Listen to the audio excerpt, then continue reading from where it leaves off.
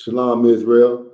I'm preaching Novice of 1,000, Tamayon, teaching the I.S.U.P.K. Duval Jackson history class. All right. Do anybody got any questions before I get my topic started? Anybody in the live stream? I don't see no side. All right. Go ahead, brother. I'm sloppy, sir. Can I ask Officer Kazaka a question? Either one of you brothers can break it down. Go ahead. If I could, can I get a breakdown on Hebrews chapter 13, verse 13 through 20. Sloppy, sir. Verse 17. Hebrews chapter 13. Verse 13 through 17.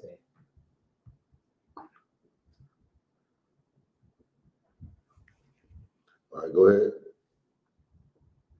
Let us go forth, therefore, unto him, Slocky. Hebrews chapter 13, verse 13. Let us go forth, therefore, unto him without the camp, bearing his reproach. For here have we no continuing city, but we seek one to come. By him, therefore, let us offer. Okay, before I continue, what you want to know about this scripture? I just pretty much want to break down verse 17. On 17? Yeah, read 17. Hebrews chapter 13, verse 17. Obey them that have the rule over you, and submit yourselves, for they watch for your souls, as they that must give account, that they may do it with joy and not with grief, for that is unprofitable for you. Okay, this basically talking about, the brothers that's over you in the school, you know what I mean? All right, obey them that got rule over you, because we watch over your souls, you know what I mean? And regular order exists, equality do not exist. All right.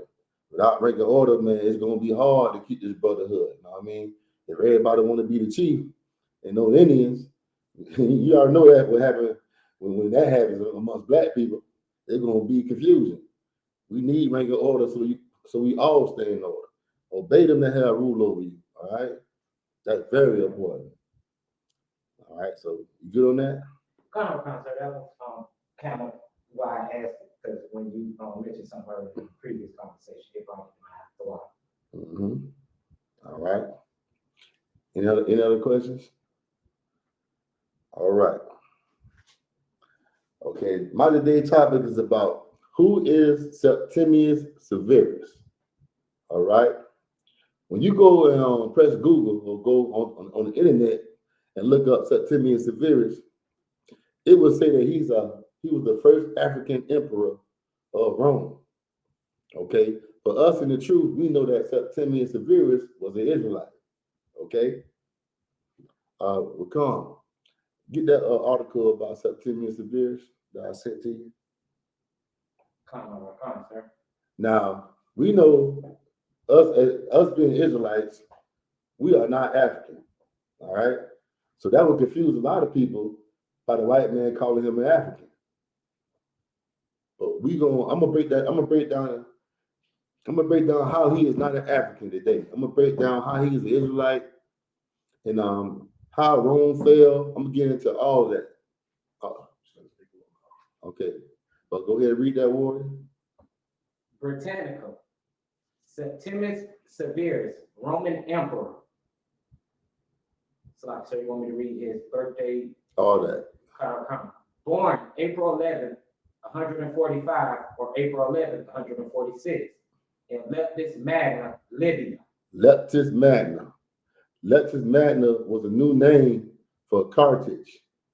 Okay, Carthage is the place where Hannibal stayed. Have you ever heard of Hannibal? Hannibal Barca, the Punic Wars. This is the African who fought Leo Scipio Africanus. Okay.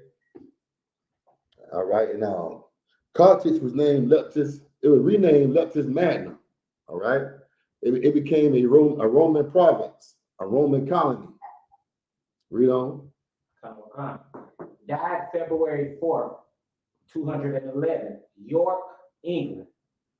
Title / office, emperor from 193 to 211. Mm-hmm. Roman Empire consuls, 190, 190, Roman Empire. Like, read the part where it says it's about the African part. Is it there? Go ahead. The son of an equestrian from the Roman No, colony. hold on. You gotta read that slow. Say that again. I said he was the son of an equestrian. No, equestrian. Equestrian from the Roman colony of Leptis Magna. Severus entered the Senate. No, let's read it slow, because if you read it fast, you're gonna miss something. Okay, read again. From the Roman colony of Leptis Magna. From the Roman colony of Leptis Magna. Read on. Severus entered the Senate about. No, read the part where it says equestrian, because that's very important. Equestrian. The son of an equestrian. The son of an equestrian. Do anybody know what is an equestrian? Any clue? Equestrian is like, it's a political seat. I mean, it's like high up in ranks in the Roman army or something like that, you know. But it's like a seat with the government, but they're not actually a part of the government. Okay, but it's like a high class, a middle class, people that have money. Okay, read on.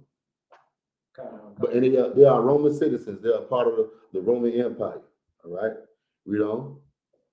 Equestrian from the Roman colony of Leptis Magna. Severus entered the Senate about 173 and became consul in 190. All right. At the time of the murder of the insane emperor Commodus. Okay. Have you ever seen the movie Gladiator? Did you seen it? That movie was about this emperor. This emperor, he ruled Rome for like 15 years in the arena where the gladiators fought at. You know what I mean? He was like good with the sword. He was good at killing, man. But in the end, somebody poisoned him and he died. All right, because the Roman Empire, they was like infamous on want to be rulers and want to be emperors. So they end up like killing each other a lot. All right, but read on. Insane emperor Commodus on December 31st, 192. He was governor of Upper Pannonia, now in Austria and Hungary, and commander of the largest army on the Danube River. He remained inactive while the Praetorian Guards. Okay, we're going to stop right there. All right. But I need the part where it says that he was an African emperor, but we already know that by reading what we just read. Okay. How could we prove that Septimius Severus was not an African, but an Israelite? Because he was born in Africa. That's where he was born at. So, you know how our people think, wherever you're born at, that's who you are, right? But it's not true right here. How can we prove that he was not an African? And you basically, you know what I mean? You basically just read the answer. It's right there in your face. How can you prove that he was not an African? Go ahead. If I made the fact that they say he was the son of a Roman. They say he was the son of a equestrian, a Roman citizen, right? But his father was a Roman citizen. He was not a Roman. You got to remember, Paul was a Roman. But he was a Roman citizen, but he was not an actual Roman. Rome, it was just like Rome was just like America, right? Rome let anybody join the army. They let anybody become an emperor, you know. It was a multi-ethnic army, a multi-ethnic place. Go ahead. Kind of sort of similar to America. Yeah, I can say that. Foreigners come, and once they do a little enough time, they're able to apply for military. Right. Okay. Now, how can we prove that he was not African though? Okay, give me I need you to get that article about the Carthaginians. It says Scipio's term commenced with 2 Carthaginian success. Scipio is Leo Scipio Africanus. I mean, that's what Africa was named after. All right, you got it? Go ahead. Scipio's term commenced with 2 Carthaginian successes, but he tightened the siege and started to build a large moat to prevent supply. Go down to the part where it says Carthage to surrender. Read that part. Once this was complete, the Romans then built a large brick structure in the harbor area that dominated the city wall. Once this was complete, Scipio led out a strong force that stormed the camp of Carthage's field army and forced. Now, this Carthage is, like I told y'all, Hannibal's people, Phoenician. If you ever hear about the Punic Wars, Punic means Phoenician. And what is a Phoenician? A Canaanite. And this is what they try to say, Leo Scipio African, my bad. Septimius Severus was. They try to say he was a Canaanite, Phoenician, and he was not. All right, but read.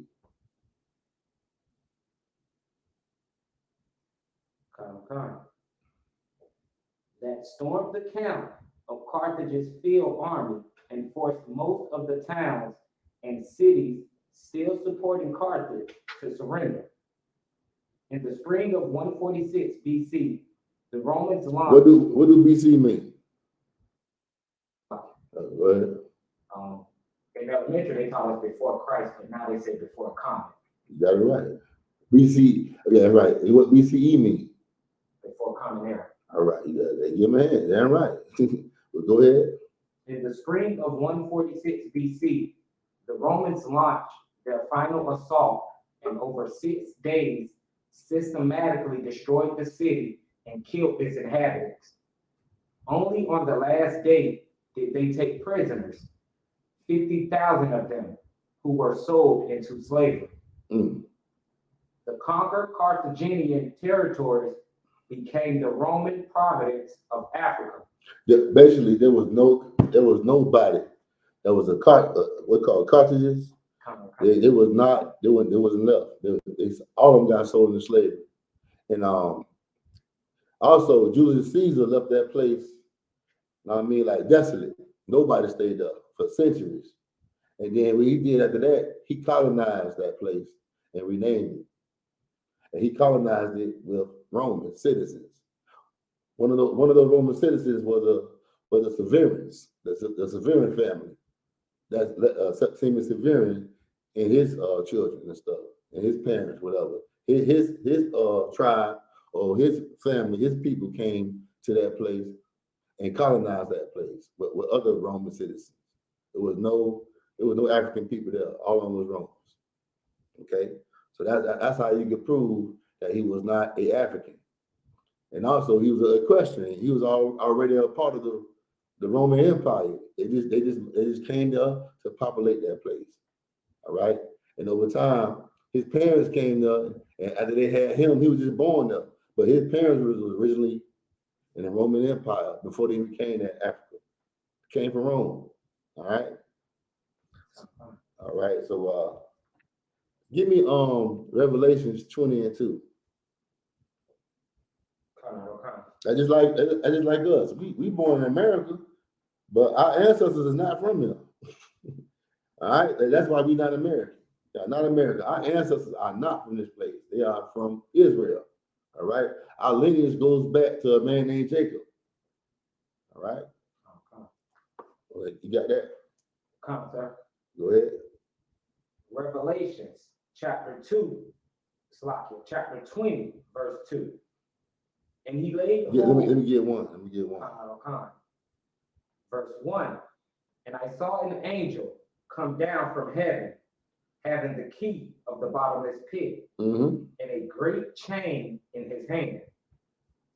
And he laid hold on the dragon, that old serpent. Now, I know y'all know this breakdown. He laid hold on the dragon, that old serpent. That old serpent was that damn serpent in the garden. This serpent turned to a big old dragon. This is Esau's military might, his power. I mean, this angel is taking Esau's might, and read on. that old serpent, which is the devil and Satan, and bound him 1,000 years. Bound him 1,000 years. Now we know this is about the Dark Ages, right? But what empire ruled the Dark Ages for 1,000 years? Right, okay? Go ahead. When you ask that, what empire ruled? What empire? What place? Well, I know the Moors, but I know the Moors aren't Israelites, and they were ruling over Europe. They ain't. I'm talking about this area, the Dark Ages. Who ruled for the Dark Ages in Europe?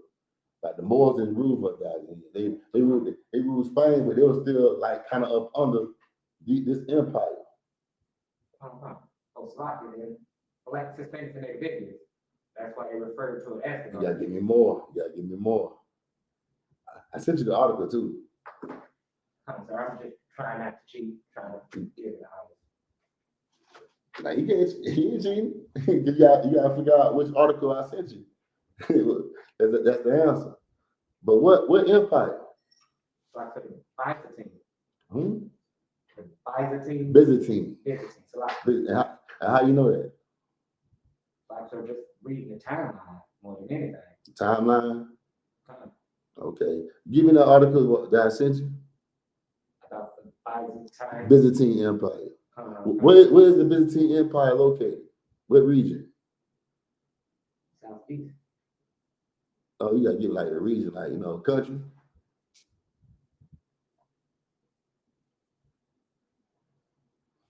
In the region of Greece. All right. So you want me to read the article? Go ahead.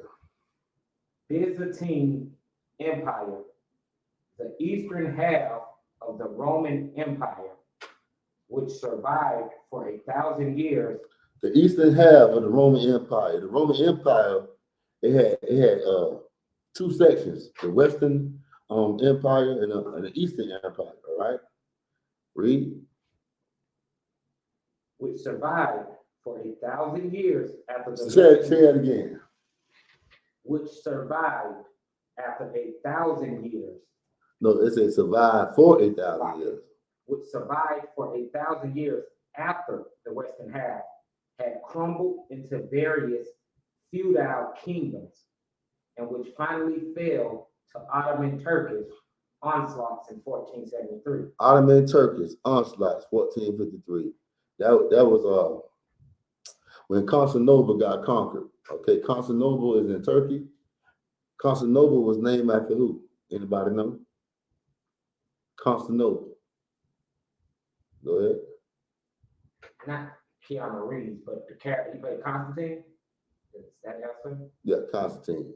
Who started the Byzantine Empire?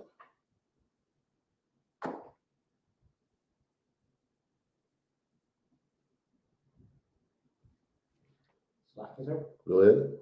Would it be Constantine? That's right. He did.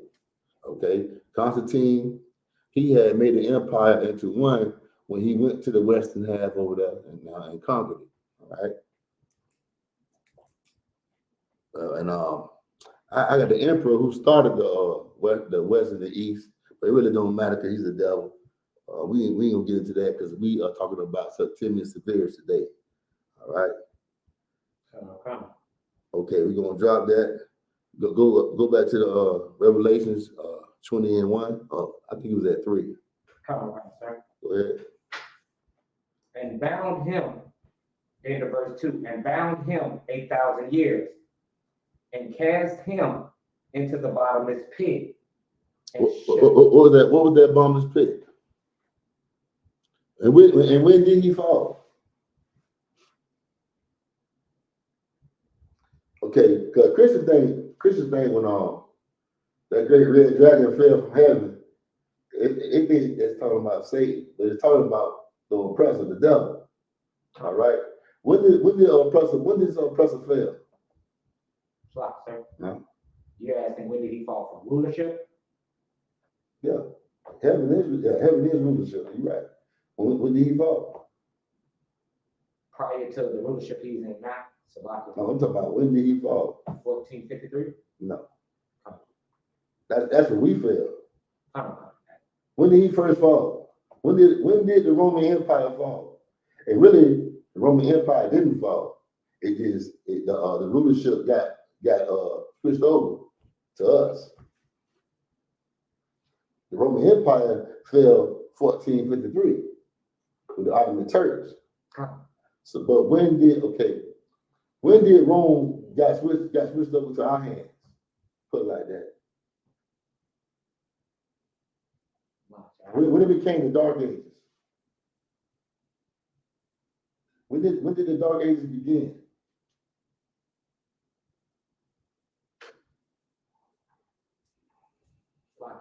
Would it be early 1500s? No. The Dark Ages, we ruled for 1,000 years. Know what I mean? So who started the Dark Ages? Why do the white man call it the Dark Ages or medieval times?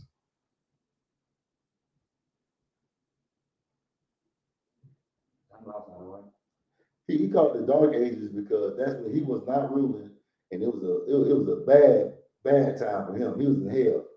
Okay, but the Dark Ages started in 193 AD. You write this down. Septimius Severus. He started the Dark Ages. All right, when he came into power in the Empire of Rome. All right, do you know how he came into power? So it's like, what was the date again? 193 AD. Also, what do AD mean? Go ahead. Initially, they told us after death, but now they say anno domino. What that mean? That domino effect, when the actual domino fell, that changed. No. It means in the year of our Lord. Make sure you write that down. In the year of our Lord. Okay. And do you know, or have you ever heard how the Septimius Severus come into power? Did he just take it? What happened? We were talking about it earlier. Remember I was telling you about the go ahead, young man. The hot spot, the link is breaking. Okay. But we're still alive, right? Okay, so Septimius Severus came into power after a man named Pertinax. He had assassinated the emperor Commodus with poisoning him and stuff. All right. The army turned against Pertinax. The Roman army, they turned against him, and after they killed him, they went to look for somebody who can come and buy Rome. They got money because at the time Pertinax didn't have no gold to pay their army, and that's why they killed him. All right. And okay, let me take that back. It really wasn't the army. It was his bodyguards. It was his bodyguards. He had no money to pay his bodyguards, so these bodyguards turned around to kill him. And then they were looking for somebody who had money that could keep Rome afloat. All right. This man name was his first name was Didius, if I'm mistaken. And Didius, he was not a Roman citizen. All right.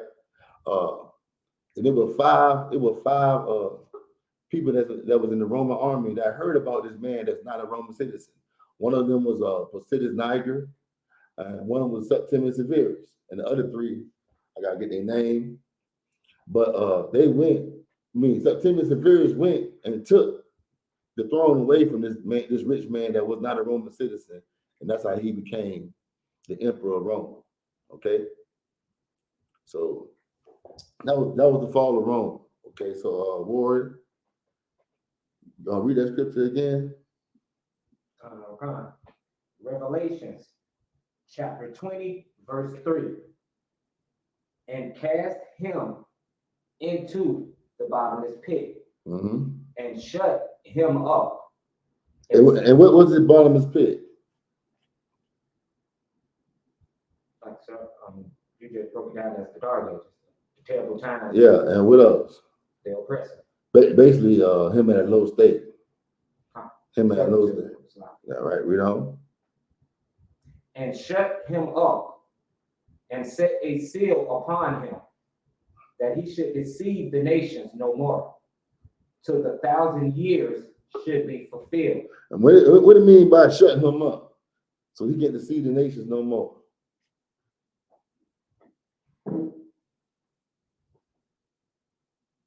Like it's not, it's not literally saying shut him up as he couldn't speak, correct?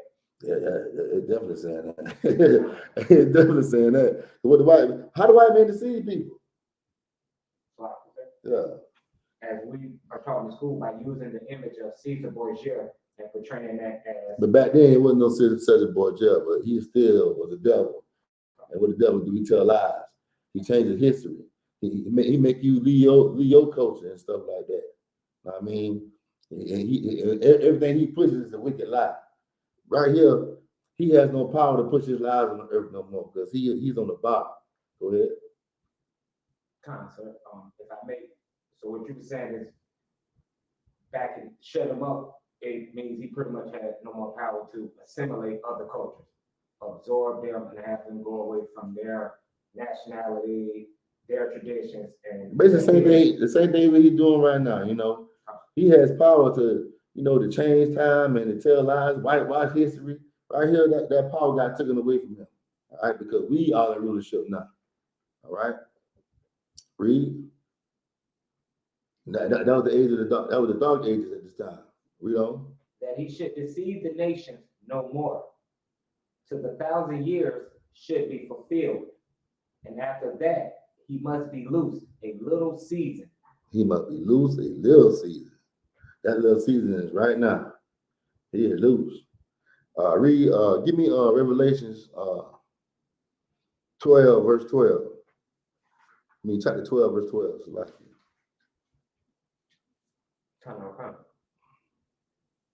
Go ahead. Revelations chapter 12 and verse 12.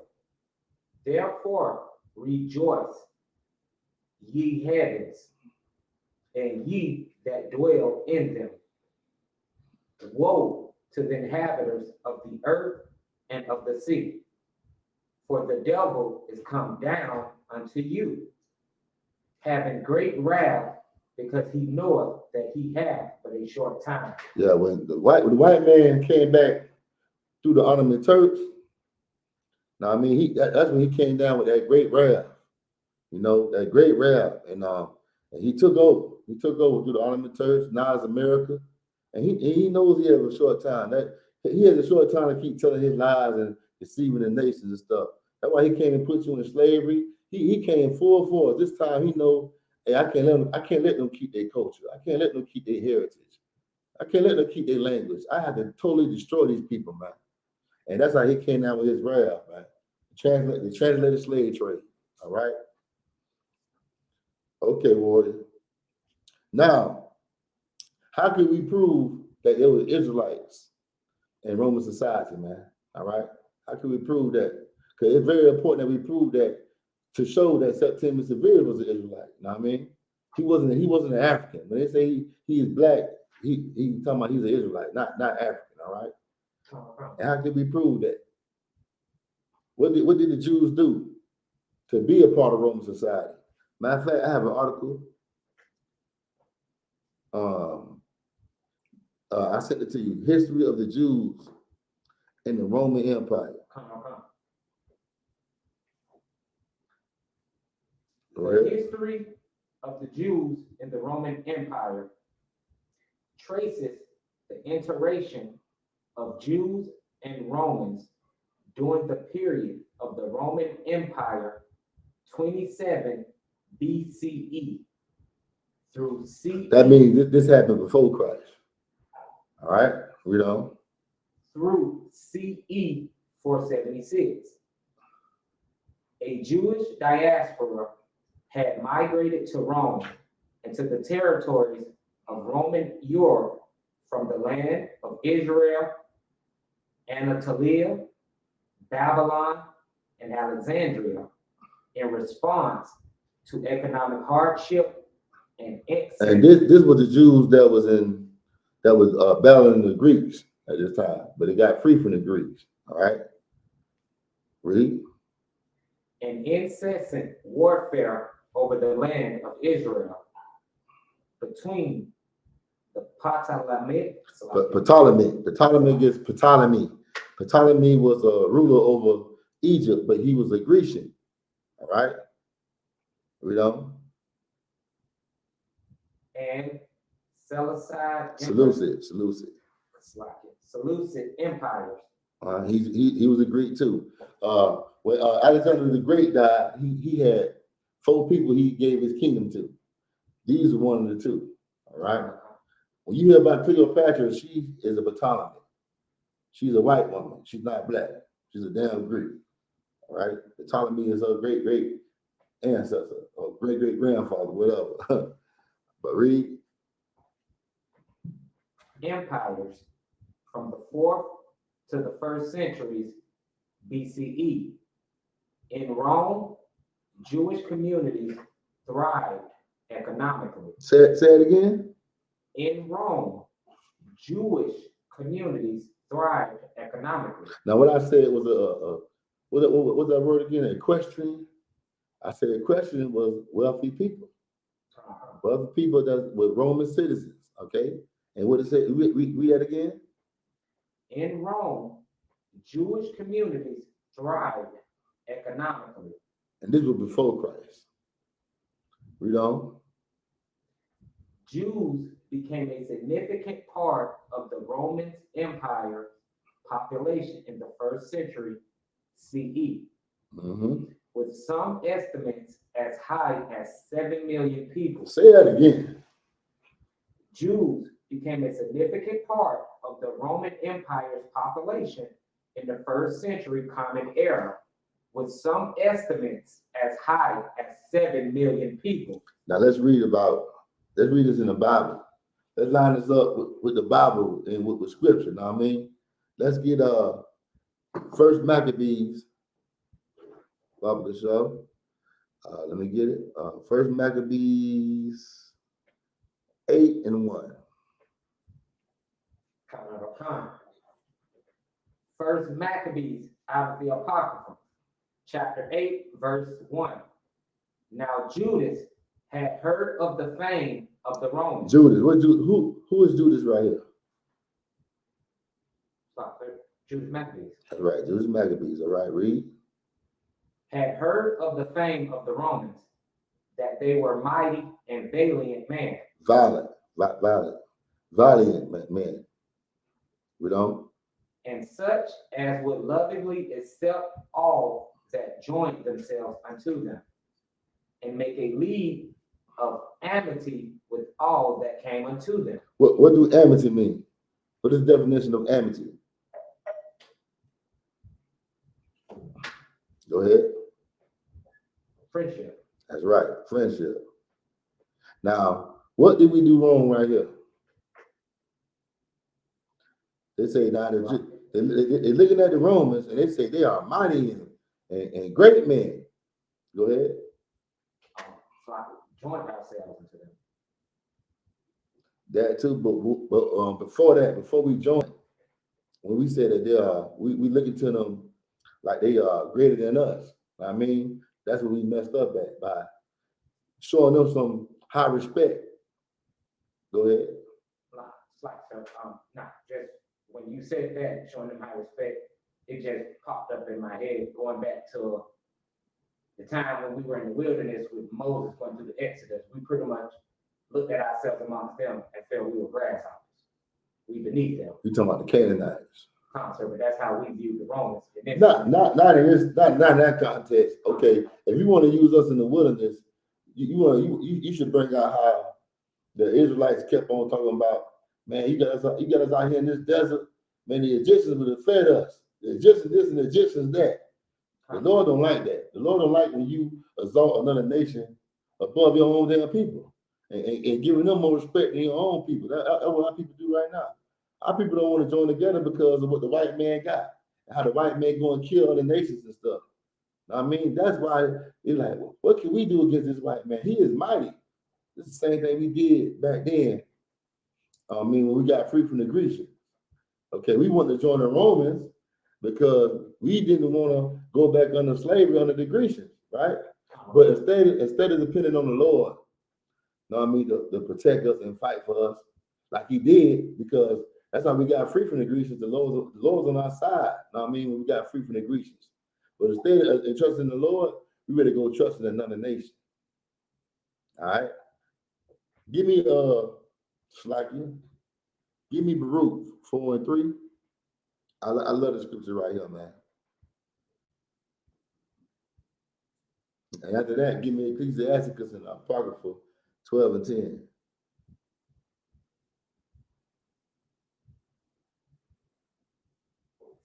You got it? Mm-hmm. Baruch, out of the Apocrypha, chapter 4, verse 3. Give not thine honor to another. That's what they messed up at. They gave the Romans honor. They mighty. All of this, man. I mean, we need to join them. But when you join another nation, guess what? You separate yourself from the Lord. The Lord don't want you to join other nations, man. This right here, what you see is integration. You think integration just started with Martin Luther King? We've been joining other nations, man. That's why we over here in slavery. That's why we over here in slavery, joining other nations. Right? You know? Nor the things that are profitable unto thee to a strange nation. What is profitable that we can give to another nation? Go ahead. Our loyalty, because we take it away from the Most High. And your love. Profits us. Your love. Don't give them your love, man. That love belongs to your people. Not a man come over here and do business, and guess what? He don't give the white man his love. He gives his people his love, man. You could do business with the white man without giving him your love, man. All right? You have to give the white man your whole damn spirit. Don't give it any part of your spirit. Just do business, man. All right? But what we do, we can't help but just give him all the honor because of what he has, man. Go ahead, Rory. No, sir, you touched right on it. I was just thinking about it from the standpoint, like you said, we don't have anything, so we're more reluctant to give him all of what we do have. Mm-hmm. You got other scripture for me? Come on, sir. Ecclesiasticus. Slack it. Ecclesiasticus, chapter 12, verse 10. Never trust thine enemy. Don't ever trust your enemy. And that's what they did. But we're gonna read about how they trusted their enemies. All right. They looked at they mighty power and how they had a great army and said, okay, we're gonna join these people. We're gonna be down with these people. All right. And they gave the Romans their trust. And that's what they messed up at. All right. Read First Maccabees chapter 8, verse 17. This is what Judas Maccabees had did, all right? With the Romans. First Maccabees. And also, this is so heavy, man. This is why the oppressor took the Apocrypha out the Bible, man. Okay, it shows you what happened, and he don't want you to know what happened in the past. All right, that's why he the devil the Bible speaks of. When you as a Christian, right? Why you don't read the Apocrypha? They were like, oh, because they took it out. Who was they? No, I mean, who was they? Now they don't want to talk because they know who was they. Go ahead, Warren. Oh, wow, sir. I just what you said. Raised in the Christian church, they say they non-canonical or something like that. Canon, but it is a canon because it was in a 1611 King James Bible. They took it out. All right, if it wasn't a canon, it would have never been in there. That 1611 Bible also too, when it was in court, they also swore on it. Later on down the road, they took it out because it gave you too much. It gave you too much information about who is Esau, the Romans and the Greeks, and it's right here in the Apocrypha. They had to take that out. I mean, because it's showing their identity. But read. First Maccabees, chapter 8, verse 17. In consideration of these things, Judas chose Eupolemus, the son of John, the son of I.S.U.P.K, Of course. and Jason, the son of Eleazar. Eleazar. Another name for Eleazar is Lazarus. So keep that in mind. Yeah, go ahead. Lazarus, come out, Salakia. And sent them to Rome to make a league of amity and confederacy with them, and to entreat them that they would take the yoke from them, for they saw that the kingdom of the Grecians did oppress Israel with servitude. So we were slaves in Greece, and they didn't want to go. They didn't want to go back into that slavery, even though they freed themselves. Well, the Lord helped them get free from the Grecians. Trust me, they're trying to put them back in slavery. So their way of getting out of that situation was going to the Romans when they should have just went to the Lord. All right, read. They went therefore to Rome, which was a very great journey, and came into the Senate, where they spake and said, Judas Maccabees with his brethren and the people of the Jews have sent us unto you to make a confederacy and peace with you, and that we might be registered your confederates and friends. You see, we went down. It's in the Bible. I'm lining up scriptures with history. I showed you the article in the scriptures in the Bible. What happened? We come. We're gonna read a little bit more if I put the scripture. I want y'all to see that integration was back then in the past, man. And integration ain't never worked for us. Integration is the reason why you in slavery, and integration is the reason why you don't know your identity. It's the reason why we are cursed by God, man. Because God don't love everybody. All right? God don't love us. And He's gonna teach you a valuable lesson when you join the other nations.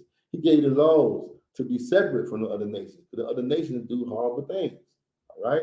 The other nations been pedophiles. They've been homosexual.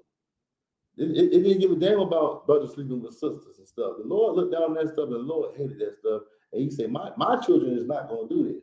All right? But guess what? His children wanted to do this. And guess what? A good father going to correct you. And that's what happened right now. The Lord correcting us. All right? Read. First Maccabees chapter 8, verse 21. So that matter pleased the Romans well. And this is the copy of the epistle which the Senate wrote back again in tables of brass and sent to Jerusalem, that there they might have by them a memorial of peace and confederacy. Good success be to the Romans and to the people of the Jews by sea and by land forever. Read 25. Verse 25. The people of the Jews shall help them as the time shall be appointed with all their heart. What is talking about?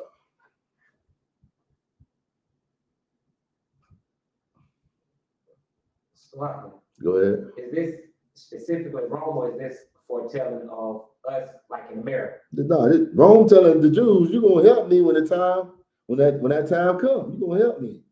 What is that? Like when that time coming, I need you. You're gonna give me all. And what do you mean by they got money, so they don't need your money? What are they talking about? They talk about slavery when it comes time to build a new empire. No. When I need you. Sloppy, right? You have to break that down further. Come on, man. It's simple. Okay. Say. Okay. This talking about war, right? You know, talking about war, right? So he said, "When I need you." What are they talking about? If I help you, if I help the Greeks, go ahead. Right. Fine. Because the Romans like, if I keep the Greeks off of your behind, when it's time for me to fight, you better help me out too. Because you just said we friends. It's amity now. All right. Come. So read on. Matter of fact, give me Psalm 55 and 20. You don't make covenants with the white man. Matter of fact, you don't make covenants with no nation, but you most definitely better not make a covenant or agreement with the white man, because he don't keep his promises. All right? Come. He is infamous for not keeping no damn promise. He'll tell you anything to take over your land, all right, and put you into slavery. That's why we call him the serpent. He's slick. He is slick in everything he does, man. Go ahead.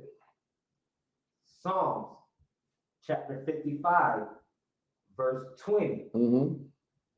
He hath put forth his hands against such as be at peace with him. Break it down. What is he talking about? He say, this scripture say he put forth his hands against people that be at peace with him. SHALAM. Go ahead, Ward. Seems like today we're contrary to what people want to believe, black people are the most peaceful people on the land, and we are peaceful. We love our oppressor, and yet he still kills us. Mm-hmm. So even our hand, I'm saying we're not trying to do that to him, but he's still killing us. That's in his nature. That's what he does. Right. Go ahead, Ward. So let's back up what Jan said and the state where we're at in class. It's pretty much saying what was just said in Rome. They made this peace offering and this Confederate agreement, Mm-hmm. but Esau backslid on that. They always And do. attacked their brothers. He is known for that. We gonna get into that too. How he betrayed the Jews. I mean, and their friendship. All right. Our oppressor don't want to be your friend. That's why he is called the oppressor. The Lord made him to whip you, to torture you. And Esau is doing a good job, ain't he? He's doing a good damn job of whooping our behind. He is doing what he is created to do, to punish us. All right. Read.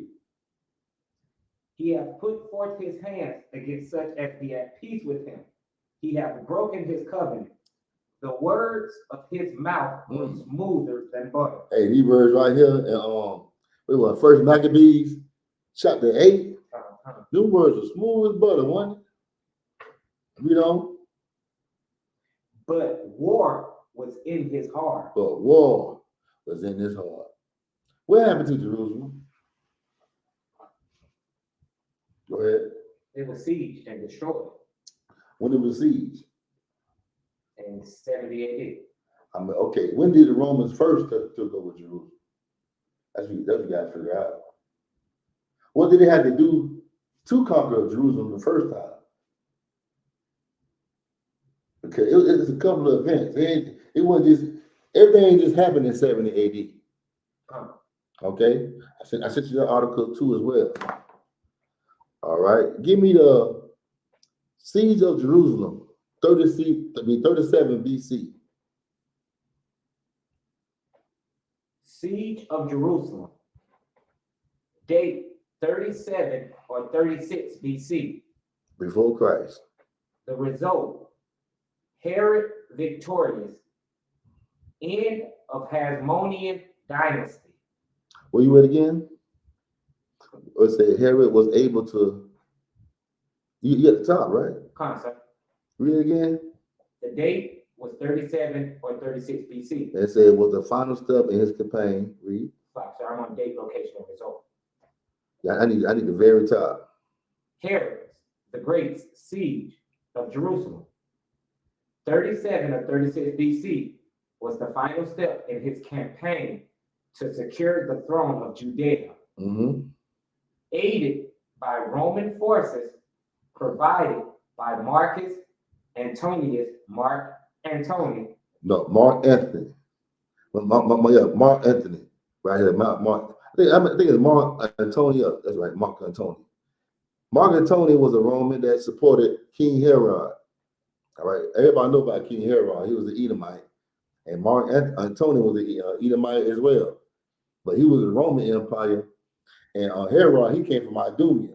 All right, but they made a deal.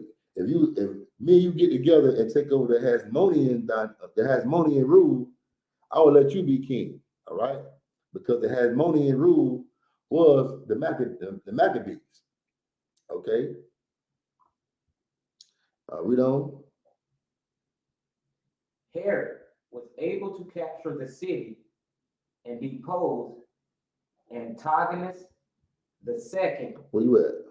So I can say right after Mark Antony. Mark Anthony. Mark Antony. Herod was able to capture the city and depose Antigonus the second. Matthias.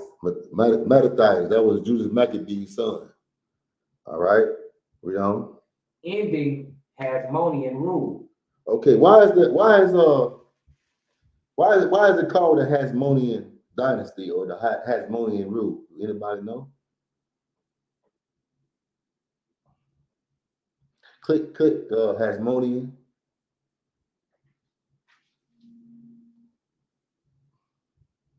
You got it? Go ahead. The Hasmonean dynasty. The Hasmonean dynasty was a ruling dynasty of Judea and surrounding regions during classical antiquity from c. 140 BCE to 37 BCE. Between c. 140 and c. 116 BCE, the dynasty ruled Judea semi-autonomously from the Seleucid. Skip down to where I need the part where it says, basically I can't find it right here. But anyway, I'm gonna go ahead and say it. Sorry, sir. Go ahead. The Hasmonean dynasty, and it's mentioned of Herod or Julius Caesar. No, I want you to know why it's called the Hasmonean dynasty. Okay, the Hasmonean dynasty is named after their ancestor, a man named Hasmoneus. Hasmoneus, my bad. All right, that's who the dynasty is named after, their ancestor. All right, and that's why it's called that. Okay, now go back to the siege of Jerusalem. Go ahead. The siege appears in the writings. Now this is before 70 AD. All right, this is how King Herod came into play and being the king over Israel. All right, he was a damn devil. Go ahead. The siege appears in the writings of Josephus and Dio Cassius. Click background. My bad, siege. Herod had pitched his camp north of the temple, near a saddle, allowing access to the city walls. Skip down to the Roman part. Talking about the Romans. Sir. These were reinforced by several Roman legions. So this means the Romans had their intentions was always in conquering Jerusalem. When we came and made that deal with them, it was a verse in that chapter where it said it pleased the Romans. It pleased them because they said we're gonna end up taking over this land in the end. We're not really gonna be their friends. We just telling them we're gonna be their friends because we want the land. All right, just like they did the Native American Indians.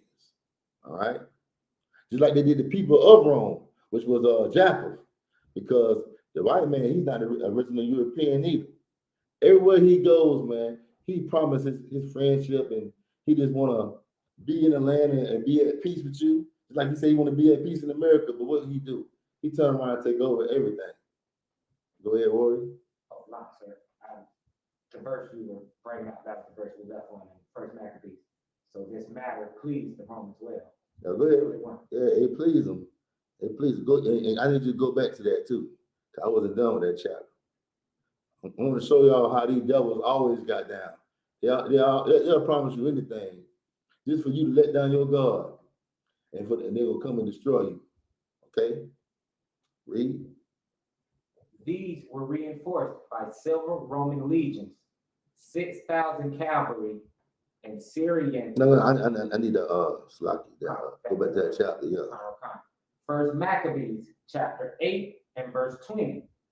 Judas Maccabees with his brethren and the people of the Jews have sent us unto you to make a confederacy and peace with you, and that we might be registered. Now go to the part with verse 25. Slocky. Verse 25. The people of the Jews shall help them as the time shall be appointed with all their heart. Neither shall they give anything. With all their heart. What do you mean by all their heart?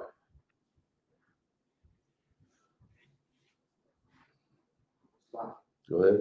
With all their mind. That's right. All their mind. No, don't have no doubt in your mind when it comes to you going to war with us. Because we kept the Grecians off your behind. We took that yoke off of you, that burden. Because hey man, the Greeks, they gave the Jews, which is us, way more harder time than the Romans. Like the Romans let us practice our beliefs. They let us keep the Sabbath day. They let us do all that, right? It was the Grecian that took away our culture. That's why you got Greek-speaking Jews.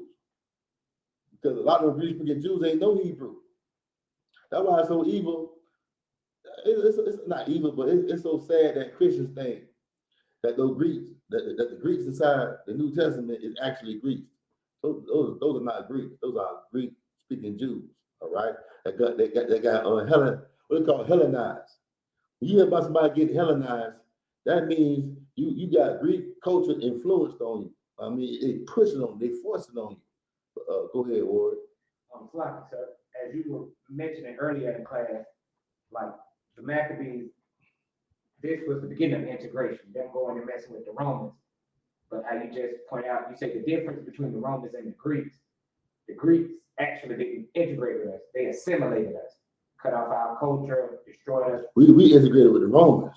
Constant. That's what I'm saying. Yeah. Between the difference. The Greeks assimilated us, and like you said, they gave us a harder time, cut off our whole culture, as opposed to the Romans, letting us integrate a bit with them. Right. Integration is basically, you know what I mean, you make an agreement with another nation, and y'all have all these terms and stuff, and the Lord don't like that. The Lord don't like that. And matter of fact, give me Deuteronomy 7:2. I'm gonna show you why the Lord don't like that.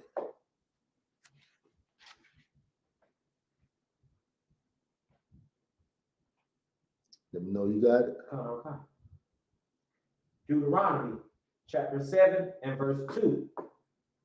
And when the Lord thy God shall deliver them before thee. This is when we was in the wilderness and we went into the land of Canaan. And the Lord told us, man, drive them out. All right. Drive them out the land. Get rid of them. All right. Read. Thou shalt smite them and utterly destroy them. Thou shalt make no covenant with them, nor show mercy unto them. Skip down the 4. For they will turn away thy son from following me. Say that again. For they will turn away thy son from following me. What happens when you integrate with America? What do? Wow. Go ahead, Ward. Check on their customs. And what do their customs do? Huh? It has you worshiping all type of gods, from Jah to Yah to Buddha. It takes you away from the Most High. I mean, yeah, give me a little bit more. Just make it simple.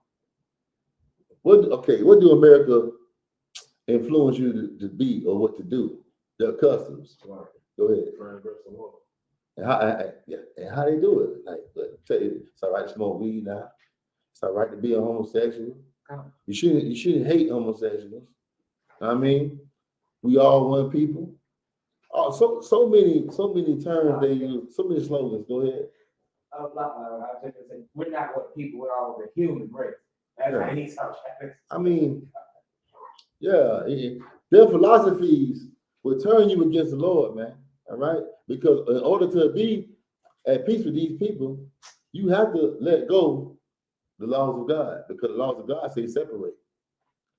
You can't make no covenant with them. All right. Okay. And it was read on. For they will turn away thy son from following me, that they may serve. And you see it right now. It's your son. A lot of our sons and our daughters, they following this LGBT community, man. And what do the Christian church do? What do they say? You still gotta love them. You can't hate them. God hate them though. And they need that fear inside their mind. The fear of the Lord is the beginning of wisdom, man. You need that fear. You need to know God hates your guts. God don't like you at all. All right? And if they had it in their mind, guess what? I think they'll sleep on it and wake up in the morning and be like, hey, if they're a man, stop talking like they're a woman and you know, stop painting nails. You want to be masculine because black people, there's one thing about us, we love being connected to the Lord. And if you know that God, the living God of his Bible hates that. If they knew that, if the pastor was teaching that, I guarantee you, man, that would cut down the rate of these homosexuals. But the reason why these homosexuals are growing more and more and more every year is because the Christian pastors say, God still loves you. He don't like what you do. Go ahead. And also, we have, as black people, we have a need or a want to belong to something. Right. And we feel like we have to be tied to something besides ourselves. You know. Right. Right. And it's just this place is gonna take you away from the Lord. The Lord wants you to be the influence. We supposed to be taking the laws of God, right? Under the spirit of Christ, man, and pushing the spirit of the Lord, man. But instead, we want to follow the other nations when we are the light of this world. Give me Deuteronomy 4 and 5. We supposed to be the light, not Esau. But right now, that's why in the book of Isaiah, it called Esau the devil, Lucifer, man. All right, because what is Lucifer? The morning star. All right, what could be a morning star? The sun. All right, the sun. What did the sun do? It gives light. But the light that Esau gives, man, it's not light; it's darkness. But you know, go ahead. So that point you just said, that's a heavy point, because they taught us that the stars never leave the sky. But as you were just saying with the morning star, that's why the stars that are visible at night can't be visible during the day, because the sun that seeks to outshine everything, which is kind of like the spirit of Esau. I mean, what I mean by that is like, okay, the sun, everybody sees the sunlight. I mean, when it says the morning star, right? It's talking about like how Esau is shining, and he's shining so much that everybody wants to be like him. Okay, when you think about being rich, when you think about having a nice car, whatever, you think about the oppressor, this damn white man. Yeah, because he's shining more brighter than anybody on this earth, man. That's the reason why we join gangs, because we think about the John Gotti, all these gangsters, the original gangsters, which is white people. I mean, we want to be like them. All right, and he's shining so much that the whole earth want to be like him. All right. What was that? So Deuteronomy 4 and 5. Go ahead. Deuteronomy. But who really supposed to be the morning star? Who do we supposed to really look to? Go ahead. Our King Yahweh. Give me Revelation 22 and 16. That's how you know. That's how you know Lucifer is not it's not a name. It's the Lord mocking the oppressor. All right. Lucifer is mean morning star. It's not a name. Go ahead. Revelations chapter 22 and verse 16. So you want me to read it as is, or Read it. I, Jesus. No, don't say that. Don't say that. It's Sunday too. Don't do that. I, Yahweh, have sent mine angel to testify unto you these things in the churches. I am the root and the offspring of David, and the bright and morning star. And the bright and morning star, because he is the one we supposed to look to, not this damn devil, man. All right. Okay.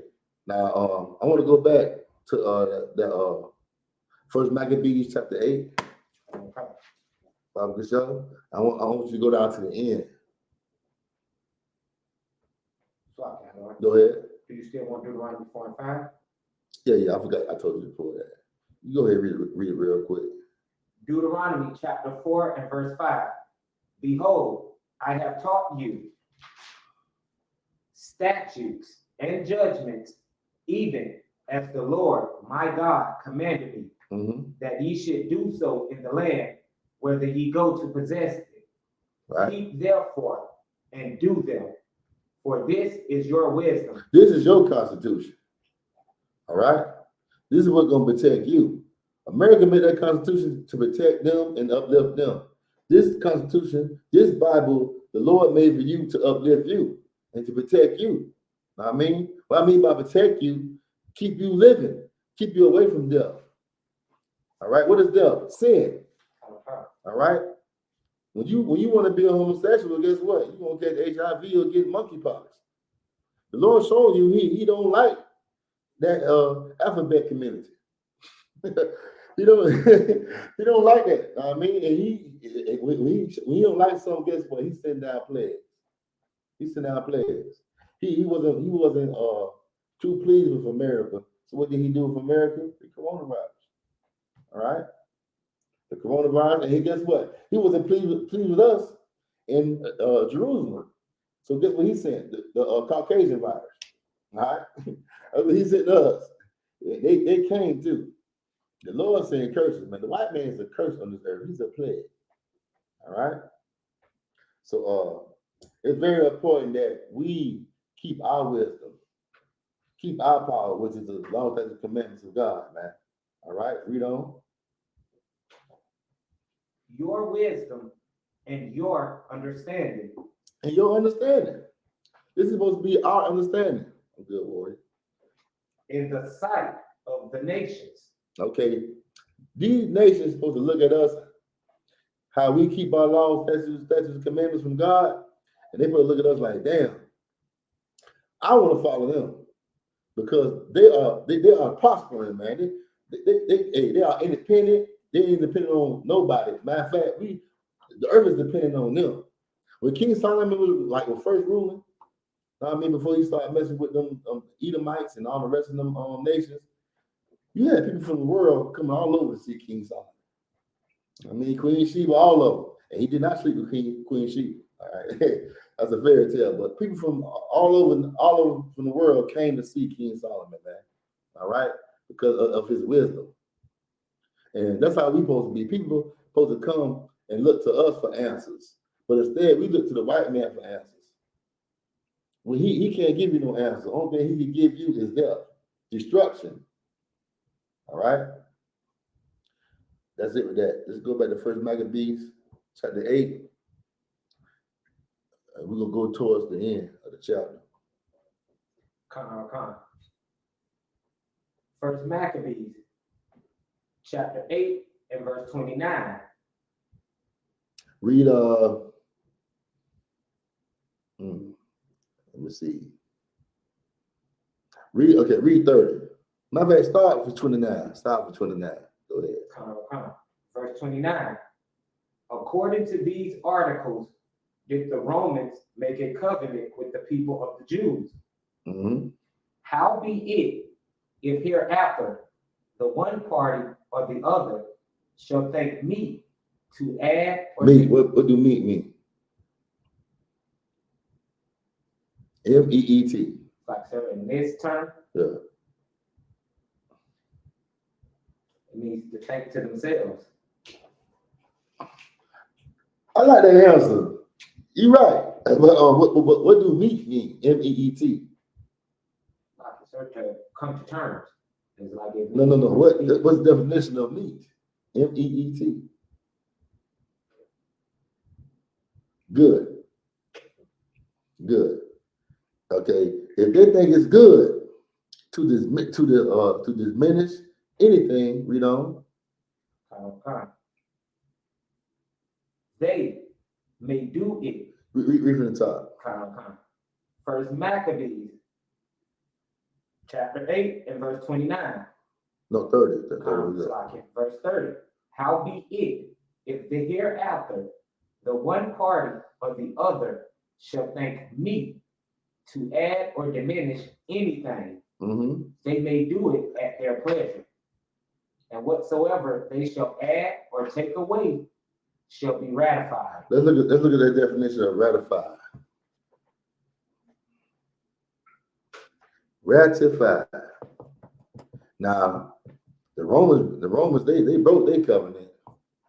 I mean, we didn't break our agreement. But, you know, but that's how the white man get down. He always breaks his agreements. Read. Ratify, to sign or give formal consent to a treaty, a contract, or agreement, making it officially valid. Now, our person got all these terms and all these procedures, right? But look what he did with the Native American Indian. How many covenants he broke with the Native American Indian? Go ahead. Oh. But he have all these terms, all these procedures that he's not going to keep. All right? But he just gassing you up. It's like when the rappers sign the contracts, man. They're like, man, I ain't gonna read all that. I just want this opportunity. And that's what we do. We don't sit there and observe our enemy, because we don't think he's our enemy. But the Bible says, never trust thy enemy. And the white man is your natural born enemy. You know how I know? Because the Bible said he was fighting us in the womb. And our mother, our foremother, Rebecca, like, why I'm hurting? Because that's how bad we were fighting in the womb. I mean, from the beginning, we was never ever to get along, man. The Lord said they should be separate. These two nations should be separate. One is good and one is evil. One is righteous and one is wicked. Let's get my last scripture is going to be Romans 9 and I think 17.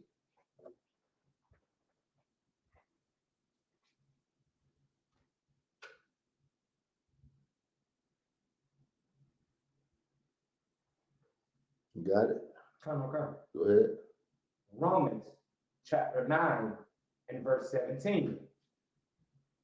For the scripture said unto Pharaoh, even. Not right there. Give me 21. Romans chapter 9 and verse 21. Have not the potter power over the clay, or the same lump to make one vessel unto honor, which is Israel, Jacob, us, and another unto dishonor. We are the vessels of honor. People supposed to look to us with high respect, man. And they're supposed to look at our oppressor with no respect. But instead, he's getting all the respect, and we not getting none at all, man. All right? People look down on us. Even them dirty stinking Africans look down on us. But them tables going to turn in the end, man. All right? Because we are truly the original vessels of honor, and Esau is the vessel of dishonor, man. All right? Okay. Any questions in the classroom? Go ahead, Ward. All right. With that, that's the end of my class. Y'all, bye. See y'all sharp.